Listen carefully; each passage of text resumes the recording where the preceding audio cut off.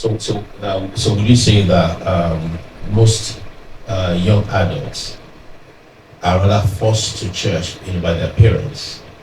I mean, if they have their, going by what Kamal said earlier on, and of course Lenora also sharing that there has to be something that actually interests you to want to keep coming, right? The Bible says that teach your kids in the way of the Lord, when they believe in God. So I can't ever say that the parents are in the wrong for forcing their kids to continue going to church, because they believe in that belief, they have that relationship. Yeah. It's expected for them to uphold that. But at the same time, if you continue to force your child to do something like that, and then when they eventually rebel or eventually disagree, you can't like not understand where they're coming from. If that makes sense. Come on seems to have. I also kind of feel like it's because a lot of kids or young people, they just don't like being told what to do.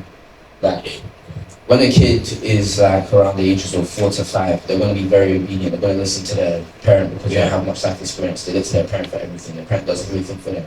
But as you mature and you've gone through puberty, you start to seek more independence. Yeah. So in family activities like church, which is a lot about family as well, if your mom and your dad and your siblings are getting ready for church, if you're a teenager, then you're kind of going to be like, oh, I don't really want to go with them, or I don't want to do this, I want to do my own thing. It's just it's a control thing. A lot of people want to have control over their own autonomy. So when they feel like they're told, go to church and go listen to about God, they're just like, well, I didn't really care about it. Why do I want to go to church? That's how some people. How do you think we could fix that? I mean, does anybody want to, I don't think that's a problem that the church itself has to fix. I think the individual group has to find their own way with God, and in the name of the Lord, and the way of God puts them to move in the church. Would you say that those who just have to wake up to follow their parents to church as members is different, approach to those who, of course, are more or less like pastors? Yes, I'm saying. I'm going to what Peter said earlier on.